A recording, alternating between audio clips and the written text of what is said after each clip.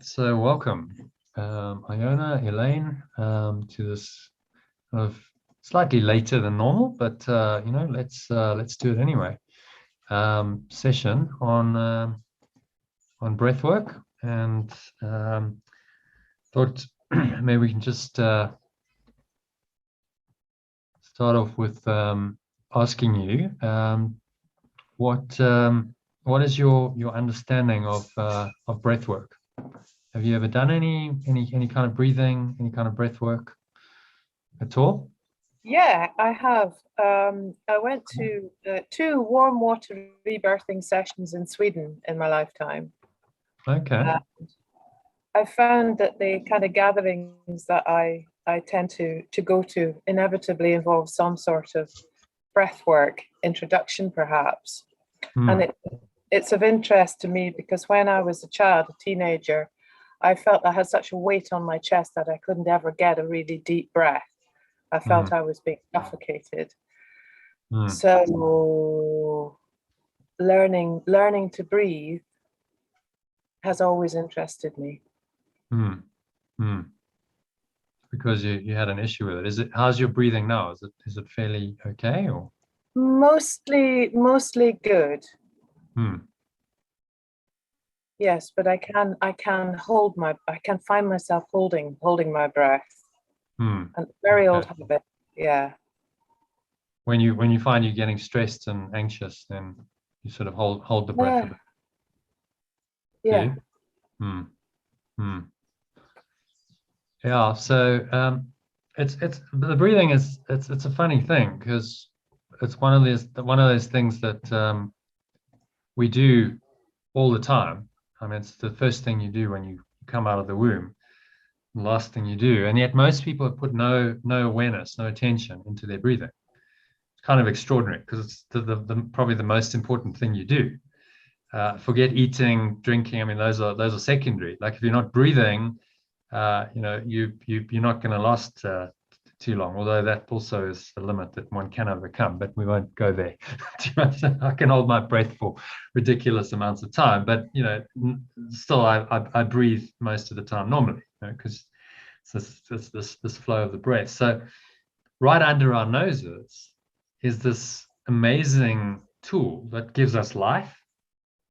And what the great masters and teachers of the East understood, that this is a key to awareness. Through the breath, you can start to come into a higher awareness. You can start to connect with your life source and your essence. And so in the ancient languages, ancient Greek, Latin, Hawaiian, the word for breath and the word for life are synonymous. Yeah. Right? In Latin is spiritus. That means breath, but it also means life. It means the spirit of life. In Greek, they had pneuma. Pneuma. I actually took that as a brand name for one of my businesses. Pneuma means breath, but it also means the spirit of life. In Hawaiian, ha. It's in the name of the country. Ha it means breath. So these ancient teachings understood the importance of this. And then, of course, in the West, we just lost it. We just went, oh, no, we're going into all the science and it's all the mind. And now the body's a machine, and we're gonna look at it, and we're just going to remove all of that, and breathing just happens. We don't need to even look at that.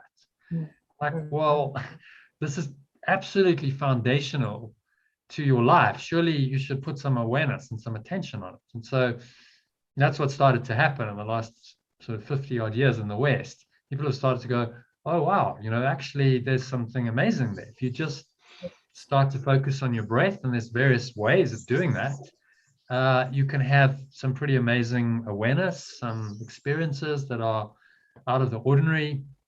In fact, just with breath work, you can take yourself into a completely altered state, like similar to what you get with psychedelic drugs, but no drugs involved, just the breath, breathing in a certain way. We're going to do one of these sessions on it's called Holotropic breathing. It's part of the course, but I'm planning to do one on Friday afternoon as well. So you're most welcome to join us for that. It'll be specifically about that, and I'll take you through a 45-minute holotropic breathing process and explain what that's about. So, that's one modality of breath work, but, there's so many ways you can use it.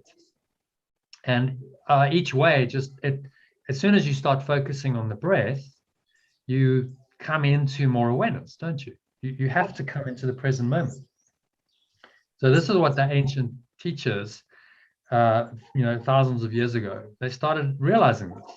They were like, if I just focus on my breathing, I come into the present moment, my mind quiets, I start to come into a much calmer, quieter place. And this works to start controlling my mind. So breath control is the key to mind control. This is why it's one of the foundations of yoga. Pranayama, it's one of the 8 limbs of yoga, because they understood that if you could start to do this, you had a way to start controlling this monkey mind that's just spinning around, wanting to go in all kinds of directions. Just by focusing the mind on the breath, you could bring it into the present moment. You could let go of the thinking mind, and you could then gradually, as you practice that, you could go deeper and deeper into these meditative states, where you would get access, you would connect with your true self. You would come into this enlightened samadhi state where you would go, wow, I'm just aware of my own awareness, and I'm in that awareness, and there's nothing else going on. My mind is quiet, and it's just pure formless awareness opening up for me. And so they recognized that breath work was a key, was one of the steps you needed to take to get there, which is why it's embedded into the yogic tradition. And then if you look at any kind of meditation type practice, it has an element of breathing in it, almost inevitably. Because one of the simplest ways to go into a meditation is just, okay, be quiet, start, breathe, as you say. And all these gatherings, they like to start with the breathing. So some people say, well, where does breath work start and meditation end? I'd say, they're 6 of one and half a dozen of another. The breath work is maybe more of a tool. Meditation is more of the overall, like this is the kind of practice. Maybe you could say breath work fits within that, but they really work hand in glove. Just as if you start to connect with the breath, just naturally you'll start to find the mind quietens. And so very, very simple meditation technique. Some people are like, or I don't know how to meditate, and it's all quite difficult and a bit scary. And so I'll just introduce them to it by saying, right, let's just breathe. Just watch your breath for a few minutes and see how that goes.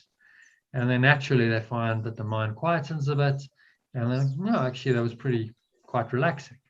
So you cannot, if you are breathing nice deep diaphragmatic breaths, which I'll show you now, you literally cannot be stressed. Yeah. Your mind, it activates what's called the parasympathetic nervous system. So it's the opposite of the fight or flight response mechanism. And then your body biochemically starts responding. You produce other kinds of chemicals like serotonin and dopamine, which are happy, kind of peaceful, feel-good chemicals, rather than the cortisol and adrenaline, which are the stress chemicals. And so your body responds biochemically if you start breathing this way. So why wouldn't you use such a powerful tool to change your body's biochemistry? And this is where, people like Bruce Lipton and so on, they're saying, look, your body can produce all the chemicals you need. You don't need external drugs. Your body makes these chemicals. You just need to learn how to control that, so that it's producing the right chemicals and not the wrong chemicals. Because if it goes wrong and it's producing too much cortisol and adrenaline, that creates enormous problems for the body. You get a stress overload. Too many of those chemicals creates a toxic overload on the system.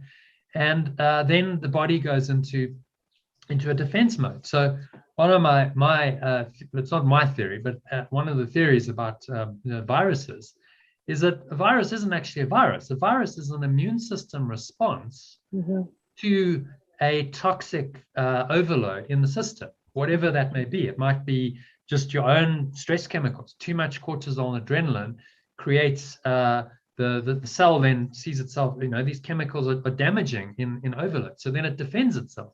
And it puts out these things called exosomes, which are like an RNA mutation, which then gets measured, and they say that's the virus. But it's actually the mutation of the body's own system trying to defend itself against a perceived threat or toxin. And so then, as in this incredible brainwashing that's going on, we become even more scared. Yes. And even more cortisol is produced. Exactly. More adrenaline is produced. And, yes. And they say, yeah, we told you so. Told you so. Now. Yes. And now they're measuring the immune system response to the overload of stress chemicals, which are created by mass psychosis of, well, let's beam into their living rooms every single day. We're going to tell them what the statistics are, how many people are getting infected, how many people are dying, how threatening this all is. We're going to lock them down. We're going to create financial stress. We're going to create social stress. And then guess what? People are going to get more stressed. Yes. And stress chemicals create these kinds of responses in the body. Yes. So then you go, well, isn't that just ingenious? Because what you have then is a self-perpetuating system that's going to just keep on. If you keep measuring the effect, and it's not really the cause, but you say it's the cause, you've got a system that's just going to keep perpetuating until people say, hang on, what's going on here? Is this actually really the cause? It's an evil genius. But we've forgotten that there's nothing to fear except fear itself. Yeah. It's just mushrooms given half a chance. Yeah. So this really does come down. When I talk about breath work, I mean, it's such a simple thing. But if you could teach people to do this, it's life-changing, it's world-changing. If everyone started just consciously breathing and observing their breath and going into a state where they weren't fearful, the stress hormones were way down, their mindset changes because those stress chemicals influence your thinking. The more of those that are going on, the more prone you are to worry, to fear. And of course, those thoughts then stimulate more. And so we get in a self-perpetuating cycle. We're trapped in this fear cycle. And it's also very inflammatory. It's very inflammatory. I did this course at the BRC with Dr. Ian Weinberg. He's a world leader in neuroplasticity. And he was and also he's a neurosurgeon, and so he spends a lot of time in the hospitals and the COVID and drama and blah blah blah. And he says the people that are dying of COVID really are, he said the fear, he said this is what they're seeing, and he said it's an absolute fact, it's totally inflammatory fear. So and if you tear apart the body doesn't do well. By the time you've reached hospital because you can't breathe, and you're in a state of panic and fear, you will definitely die from the fear alone. Yeah, it's the mind is enormously powerful, and of course we're not being told that, because if you realize how powerful your mind is, well, why wouldn't you just redirect it, just learn how to use it properly? Using these kinds of techniques, just simple breathwork training changes the mind. You cannot breathe consciously for a few minutes and not relax, and not all of that stress has to come down. So why aren't they teaching people breathwork and meditation? Especially your nurses, like in hospitals, with people that are really very ill. And can you imagine if I was once in hospital in a life-threatening situation for 6 weeks, and I couldn't breathe. And if there was just somebody there who could have said, we're going to breathe now, I probably wouldn't have been there for 6 weeks in the first place. It's extraordinary that you have this whole medical system and they ignore this stuff. This is like primary foundational for your health and well-being, and they completely overlook it. It's just completely. Jono, I'm really keen to learn what you have to say, because I'll have to go at about 2:45. Sure. Okay. So let's crack on. So let's Okay. crack on then. So what I'm going to do is to just get you. That was just an intro into just how powerful breath work is. So I want you to take some deep breaths, but through your mouth, quite fast and shallow. So just do 10 of those. And as you do that, just observe Observe what's going on in the body. What are you feeling? Any sensations in the body? Yeah, dizzy. Yeah. Immediately, yeah. You notice a little kind of. Did you notice it as well? Yeah, just uneasy. And that's just from a few seconds of mouth breathing. Okay, so that gives you an idea of just how powerful this breath thing is. It starts to change your biochemistry of the body straight away. And then you experience it as, oh, this is an uncomfortable sensation. So if people are breathing shallowly, especially, I mean, in a panic attack, they will breathe through their mouth. Almost certainly, people, you see people in a panic attack. I don't know if you ever watched the movie As It Is in Heaven. Did you watch that? No. Amazing Swedish movie, actually. And, and they have a panic attack there. This guy's going into proper, and they show him, and he's going like this. And that's exactly how it is. It's like short, shallow breaths, and puts you into a total fight or flight mode. The body just shuts down, and the mind shuts the body, puts it into this total panic state. But fortunately, there's another system. There's a parasympathetic nervous system that you can activate just simply by breathing correctly. And that is called diaphragmatic breathing. So you might be familiar with it, but I'm going to show it to you again. So I want you to put one hand on your stomach. All right. You can close your eyes and just breathe in through your nose. A nice deep breath in through the nose. And notice what happens to the stomach. Is your stomach pushing out? Mm-hmm. Yeah. So that's a natural diaphragmatic breath. What's happening is the air is coming into a deeper part of the lungs. The diaphragm, which is this muscle just below the rib cage, expands. So that's why the stomach pushes out. It expands because the air, it's pulling the air down in there. So there's an expansion, and then naturally, as it contracts back in, the stomach should go back in. Okay. So this is diaphragmatic breathing, and it should, once you kick it in, it should just happen automatically. Right? Because it's the way we actually meant to breathe. But too often people are breathing shallowly into the chest.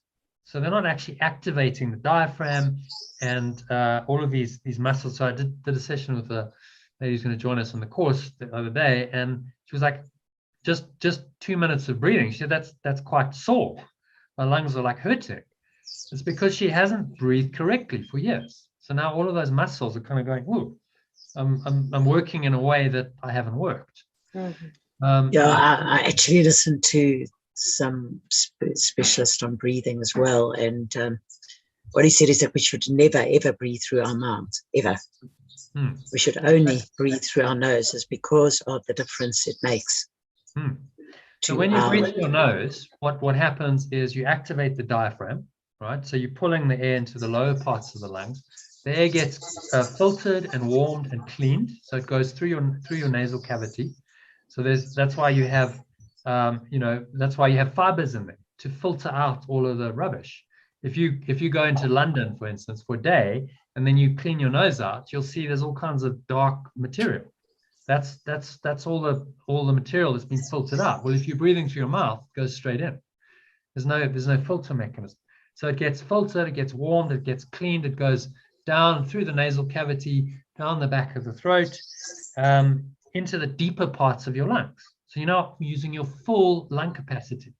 Kind of makes sense. If you're breathing and you're only using half of your capacity, you're operating on, like a 6-cylinder car operating on 3 cylinders. That's crazy. You've got a whole lot of capacity there you're not using.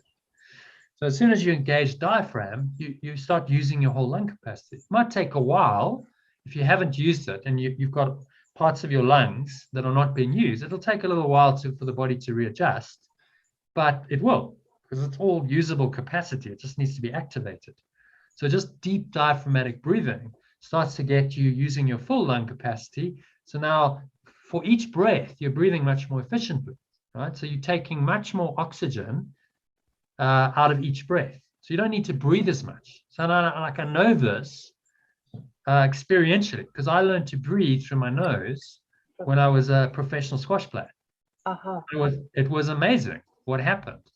It took a while to get it, but I can basically recondition my respiratory system to be able to breathe through my nose when I was exercising at high intensity. That took 3 or 4 months to achieve. Of like a lot of, I was training anyway, so I was like, okay, well, I'm just going to train so that I lower my intensity and I'm just breathing through my nose so that I get used to this. And then I gradually upped the intensity so that I could do it when I was running around the squash court, when I was doing 400-meter sprints, when I was doing whatever. I can breathe, and I still can. And it's absolutely game changing if you're into serious exercise, because you go into you're not in that fight or flight mode. Your body doesn't get as tired and as fatigued, and so you can go much longer. It gives you much more endurance, which is obviously a huge benefit if you're a competitive sportsman. So it really did change my squash career. But it also opened me up to this whole field of breath work. And then via that, I also got into meditation, because you start going, okay, I'm starting to kind of see things differently. And you start realizing that the limits that we've imposed on ourselves are just not there. Like if you actually do this, you're capable of so much more than you thought you could, do, just by learning to breathe correctly. So the exercise is one example, but if you're just doing this in your daily life, you become much more conscious. You have more energy if you're breathing correctly, because you're using each breath is you're drawing as much oxygen as you possibly can from it. Your whole system just becomes much more efficient. So why wouldn't you want to spend some time on this? I mean, it's an amazing technique and modality which offers so many benefits. And it costs nothing. It's absolutely free. You just need to invest some time in it. So that's what we're going to do now. So I want you close your eyes, put one hand on your stomach, and I'm just going to take 10 deep breaths in through your nose, and then out through your nose.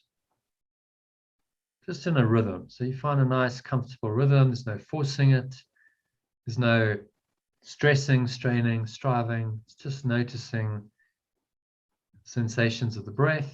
So you notice the stomach rise. If your hand's on your stomach, you notice how that pushes your hand out subtly. And then you notice the air flowing out of the nostrils. And notice the sensation of the stomach rising and the chest rising. You notice the air flowing into the nostrils. So there's a sensation there, and then process reverses, the air flows out of the nostrils.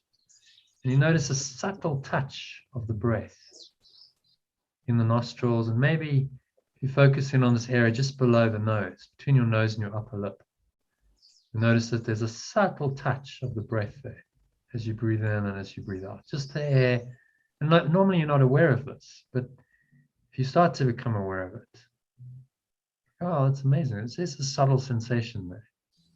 And that brings you into present moment, because if you're just focusing on the sensations of the breath, there's really no room for anything else, is there? Just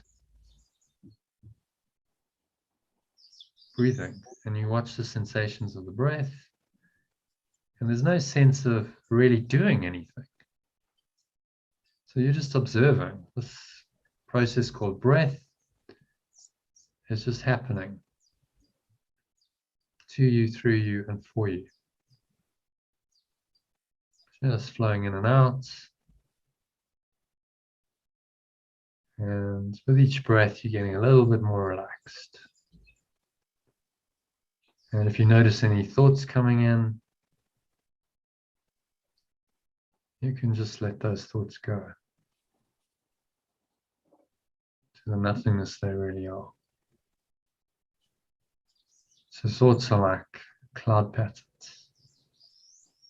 They just come and they go, they shift and they change, they shape and they reshape, but it's ever changeable. So how can any of that really be real?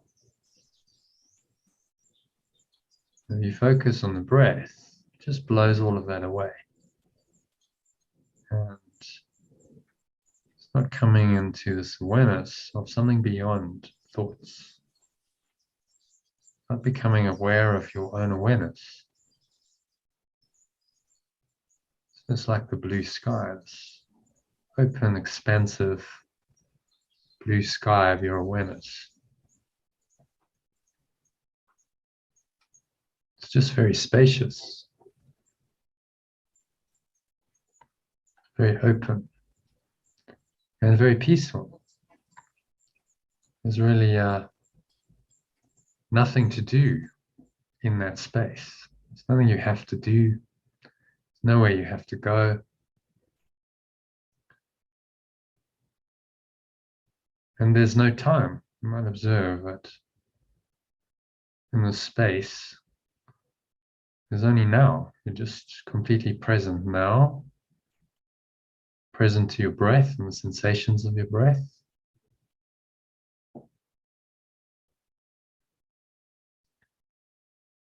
And there's really nothing you have to think about. You just become aware of your own awareness beyond thought. And as that awareness arises, find a sense of peace. Just more and more peace coming into your awareness with every breath.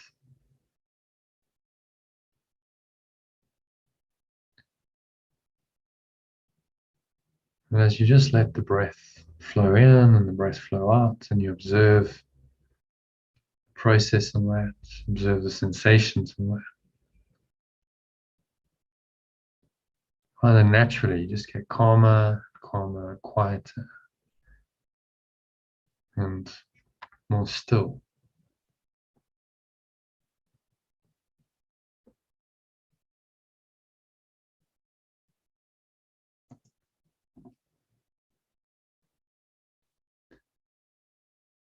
So be still.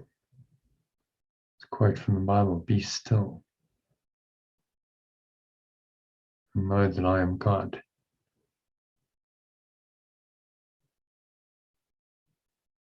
How would you know that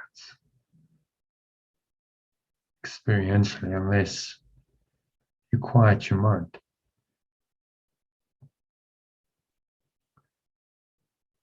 And as you're experiencing now, one of the easiest ways to quiet your mind is just to focus on your breath. So this is why in the name of God,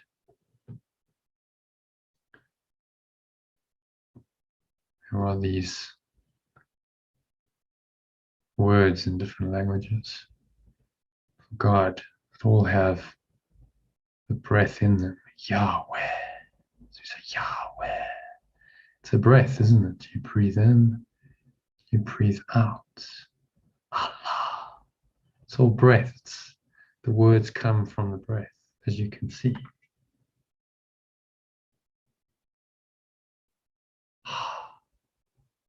The ha sound. It's in so many names of God. Because people figured out that this was the way to find God, to connect with this awareness of who you really are. Simply by being quiet and observing your breath.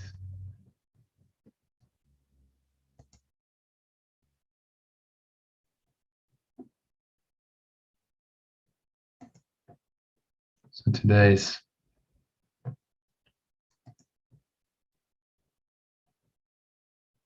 quote is,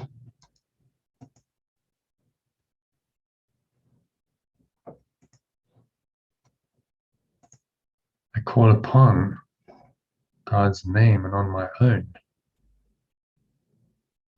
What does that actually mean? It's from A Course in Miracles. I call upon God's name. God's name is, in these ancient teachings, the breath. Yahweh. Yodevaye. It's all breath. It's inhale, exhale. And maybe the name of God is the breath. And you actually find it by simply focusing on the breath.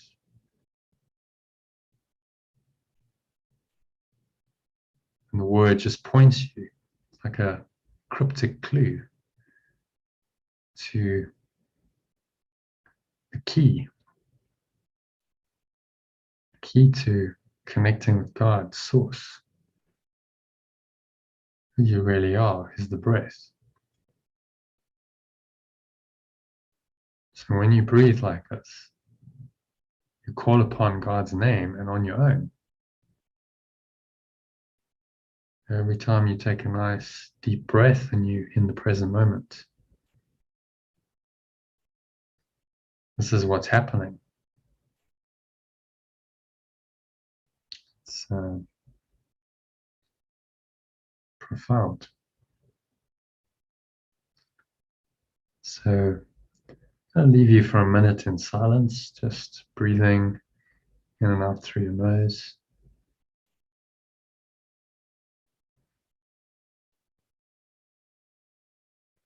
All we need to do is observe the breath,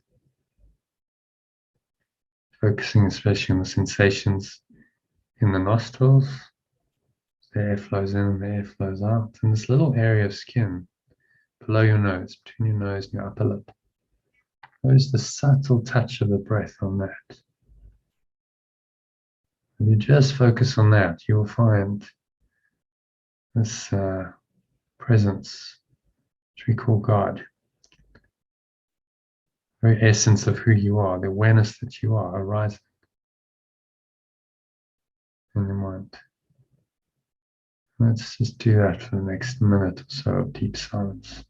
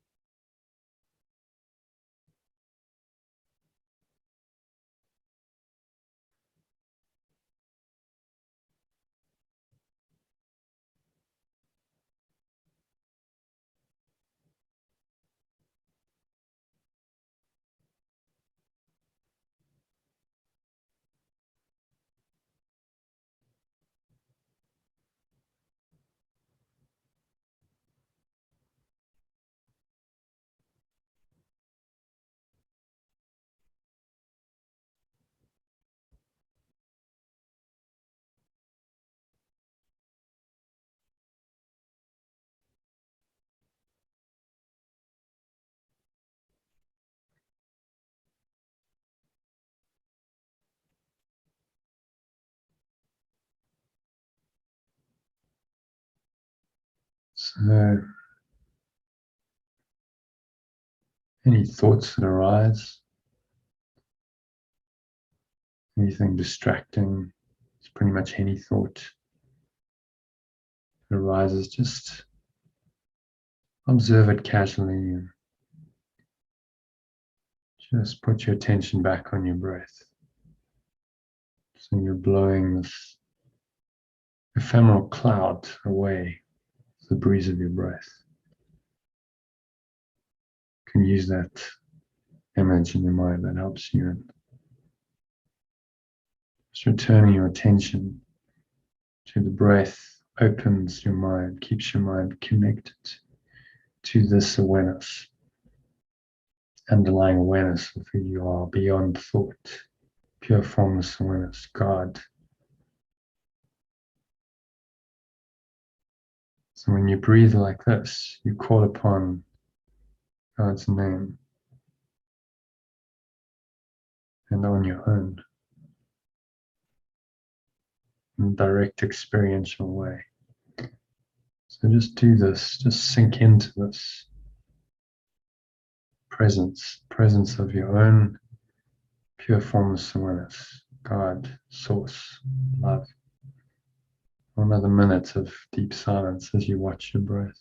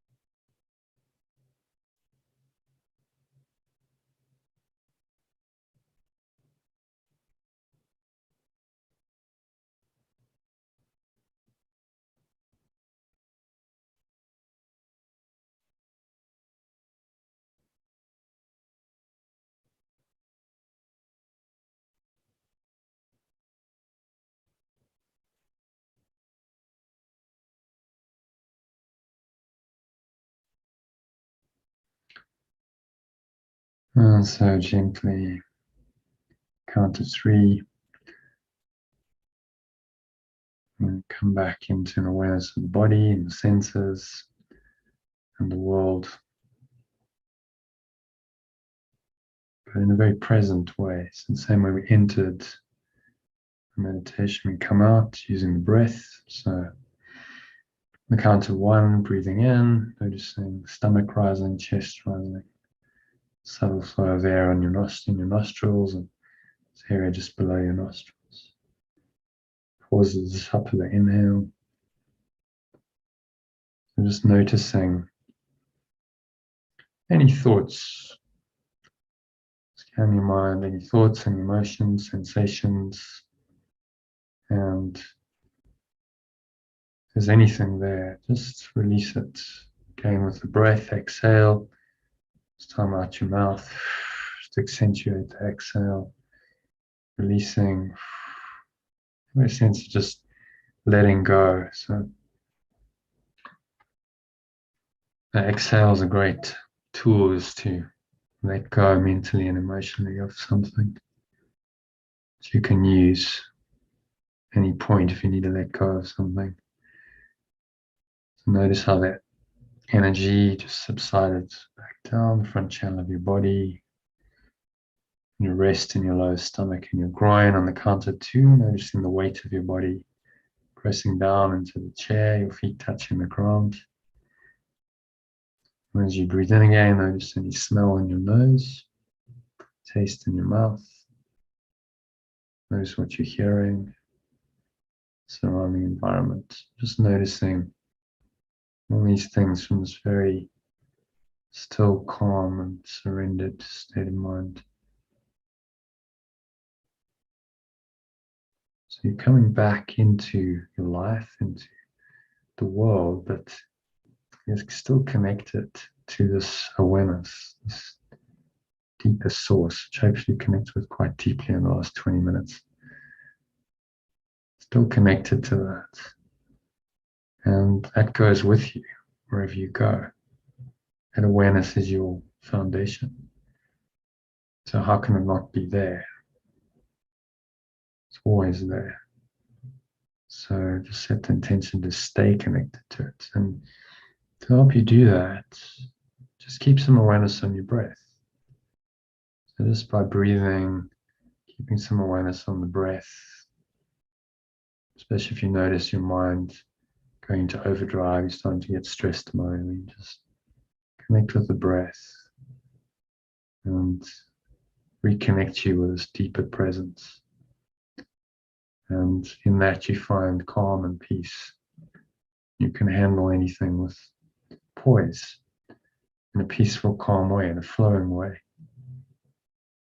rather than allowing the ego to hijack things and get you all upset and turbulated. So it is said, so it is done. And so on the count of 3, open your eyes. Take a minute to look around. And just observe everything from this awareness. It's just pure awareness, observing the world, but with fresh eyes.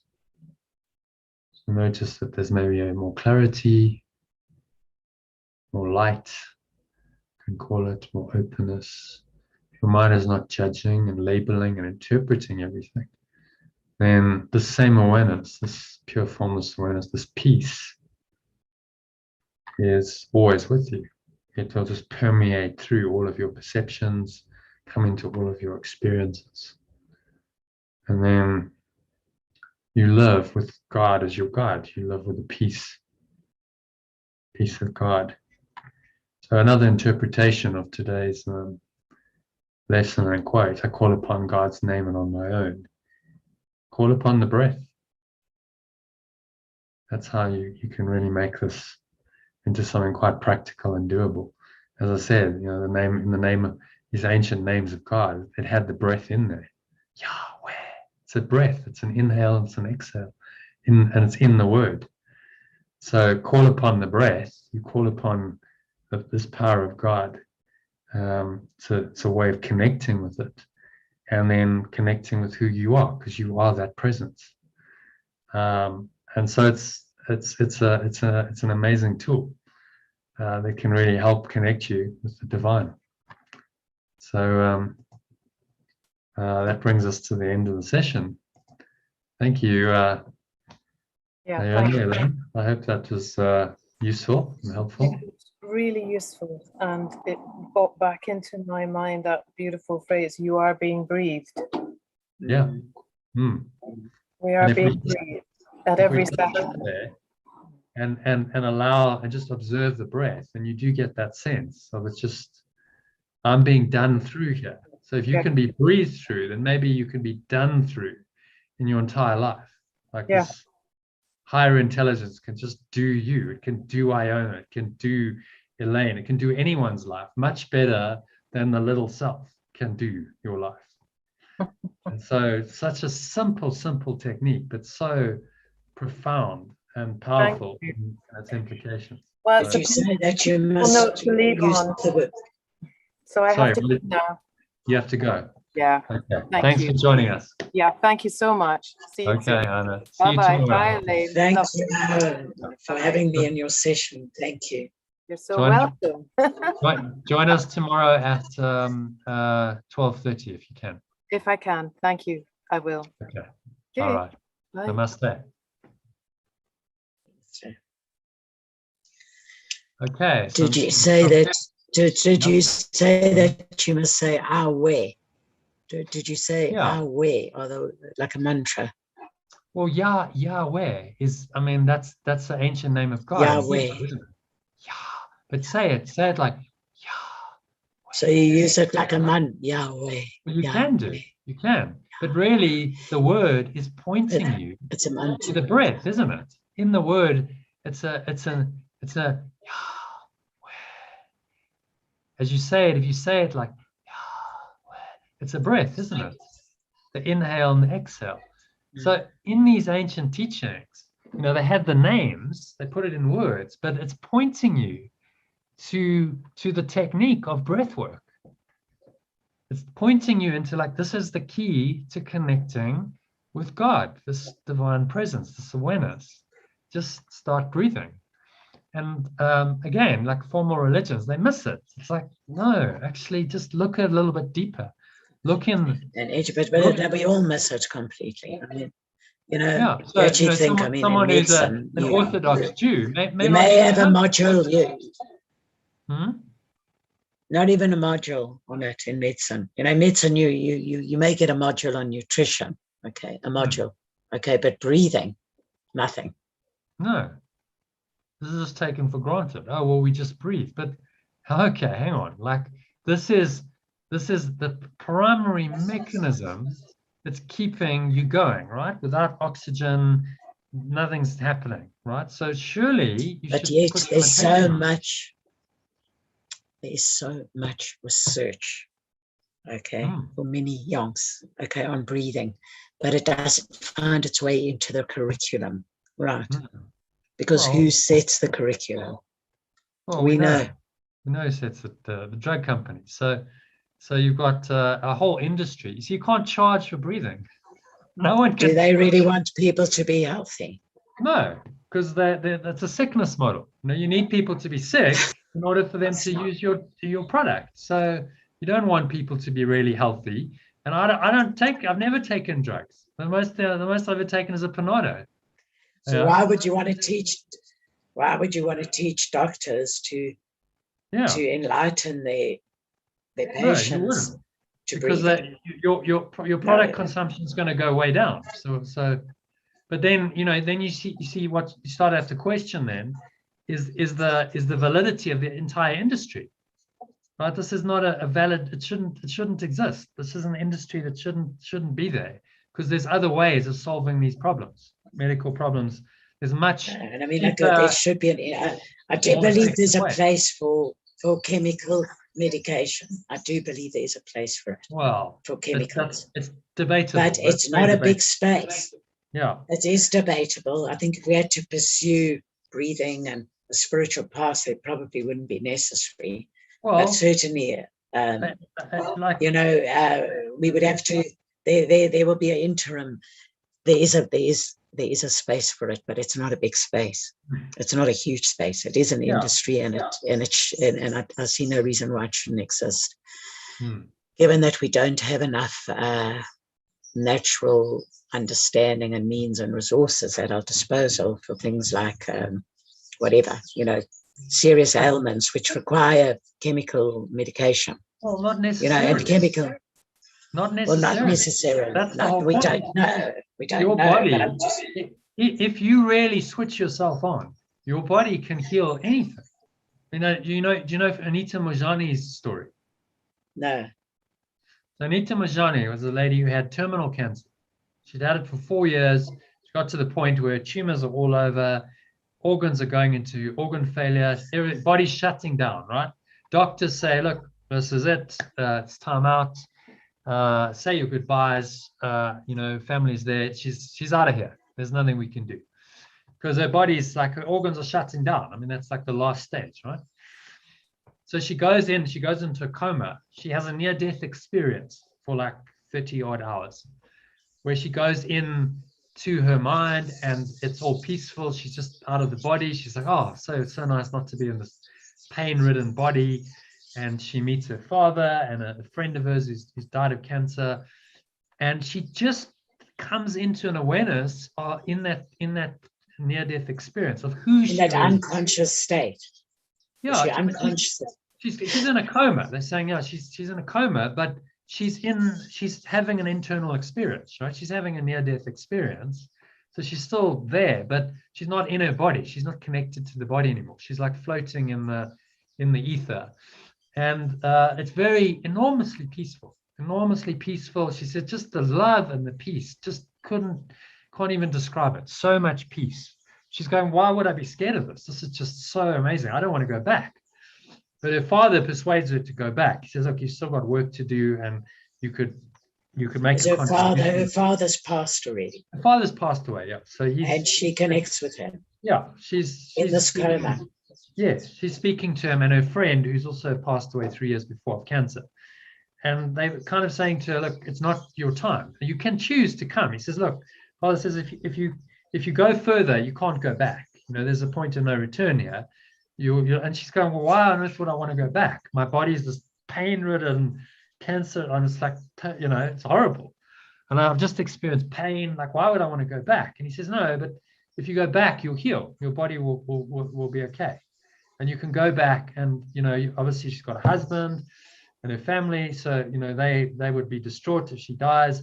But he says you've got work to do. You've still got, you can work in the world, because you can bring a message into the world through this experience you've had. So she does choose to go back. She goes back. She comes out of her coma. Within 5 days, every single tumor is gone. 5 days gone. The doctors are like, yeah, she wrote a book called Dying to Be Me. I'll send it to you. I've got it as an ebook. Dying to Be Me. And so she literally had to die in order to be her, to be herself, to learn who she really was. Before that, she was very fearful. She was very like an Indian woman, so kind of very in that Indian kind of subjugated, woman position, and a lot of fear, and just like not knowing who she was, and so she understood in that near-death experience exactly why she got cancer. Like, it was her own mind that was doing this to her, and she had a transcendent experience that showed her that none of that is true, that there's this other realm, the divine realm of just pure light and love, and so amazing, so beautiful. And as a result of that experience, because in that 30 hours, it was a transformational experience. Her entire mindset just got reset. Her body healed. The cancer was no longer necessary. And so, like medically, they'd say that's impossible. Tumors the size of golf balls don't clear up in 5 days, but they did. So what did they have to say? What did the doctors have to say about it? Well, they couldn't really explain it. And her oncologist said, oh, no. Actually, it was the chemo that did it. Yeah, right. Sure. She was organ failure, organs are shutting down. You've said she's out of here. You're probably one of the doctors who said she's out of here. Say your goodbyes. There's nothing more we can do. Oh, she miraculously makes a recovery, but your medical model doesn't account for that. So you've got to say it was the chemo.